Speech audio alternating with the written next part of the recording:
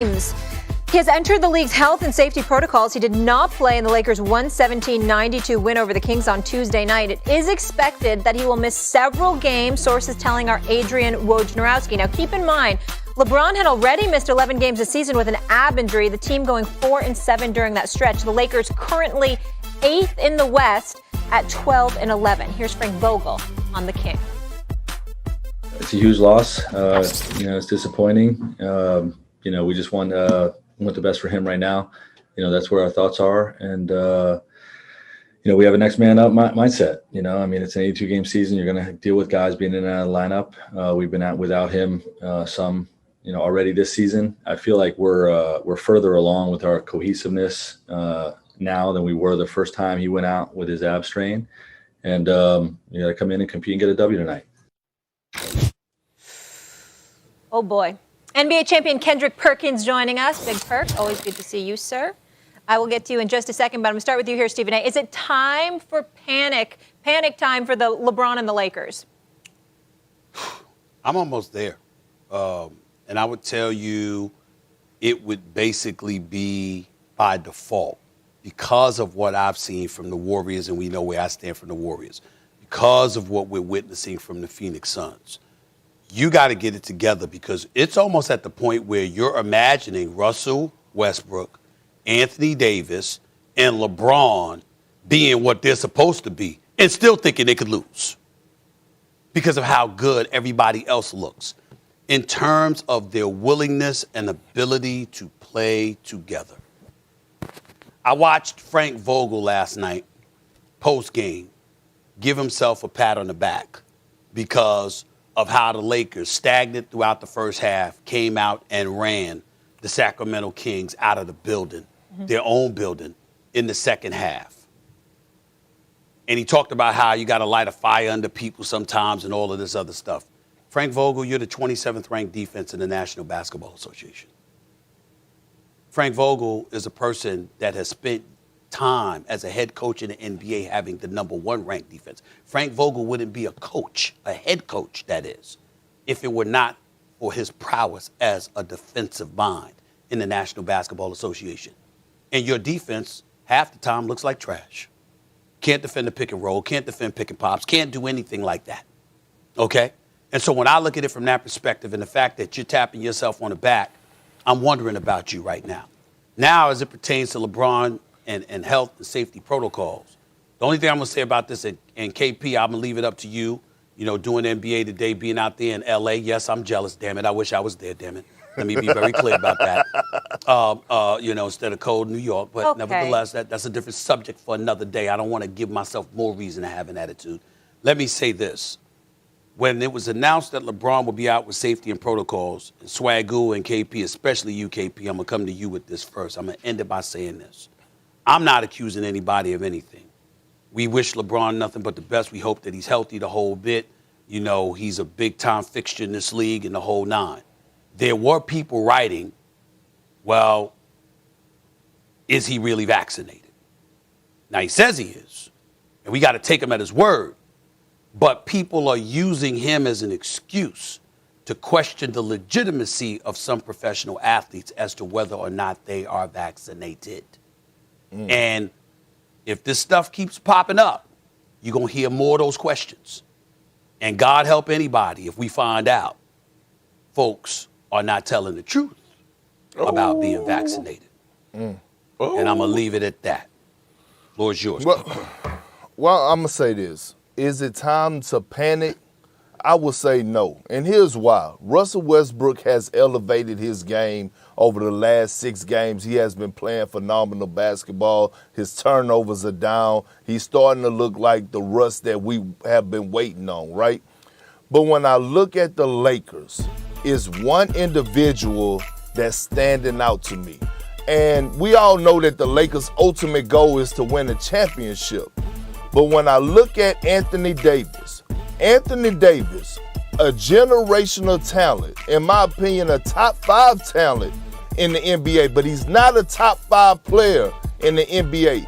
And he should be When you mention guys like Giannis Antetokounmpo, when you mention guys like Steph, when you mention young guys like Luka, you should be mentioning Anthony Davis. And right now, I need more. The Lakers need more from AD. Not just to win a championship, but this is the time for him right now to show the world why he is a top 75 player. He made the top 75 list. And when you look at AD, he could dominate so much better. He could give so much more. I know he's averaging 24 points and 10 rebounds, but I'm looking for those games where he go give me 30 and 20 on a consistent basis. And with LeBron James being out, I got my eyes on Anthony Davis because there's no reason that Giannis and AD should have that much separation between the two right now. So right now, I'm holding Anthony Davis under fire, and I think he's under the most pressure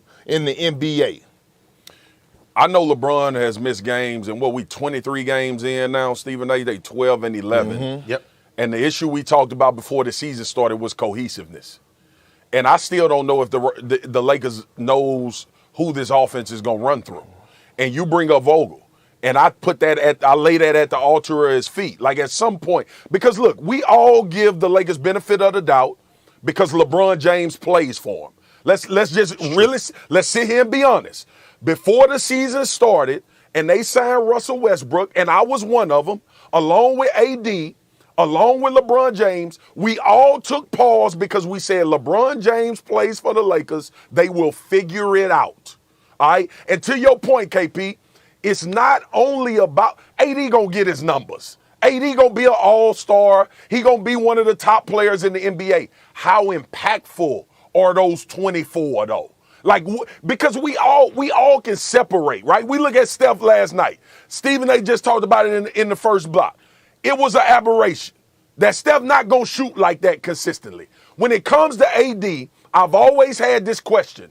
Are you really asserting yourself enough? Are you asserting yourself enough so when you leave this game, there's an imprint from Anthony Davis left on this game where everybody walk out of the gym and says, AD the reason they won the game. AD is the guy that the Lakers are going to go through, even though they have LeBron James and Russell Westbrook. And KP, me and you talked about this. When they won the championship, it went through AD. And I don't know if they've identified yet how they're going to play basketball with 3 all-stars, one of the best players ever. Dude, we 23 in, and the identity is still in question, is my point. Go ahead, KP. Look, first of all, I can't believe both of y'all right now and pointing the finger at Frank Vogel. Yes, I'm talking to Stephen A. and I'm talking to Swagoo. Like, look, how tell me this. At certain points when the Lakers are fully healthy, you have 4 future Hall of Famers on the floor. And this is not a young basketball team, man. This is a veteran ball club with a guy by the name of Russell Westbrook, LeBron James, Anthony Davis, and Carmelo Anthony. And you mean to tell me that Frank Vogel has to make sure that he gets those guys in position to be successful on the offensive end?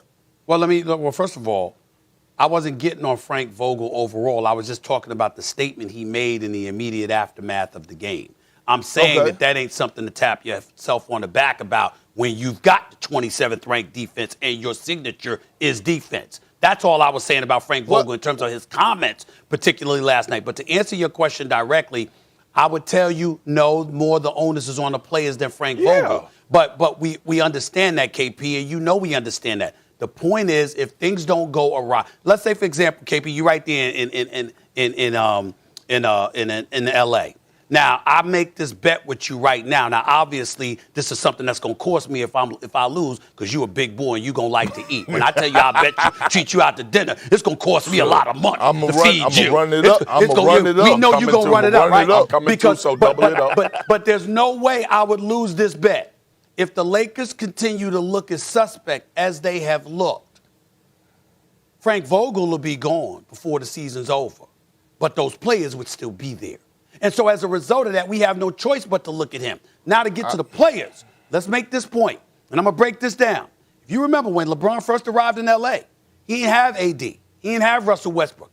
They looked better with LeBron James and a bunch of supplementary parts that weren't even worth naming because they were trying to play together and he was healthy. When he went down was when they struggled. Year 2, you get AD.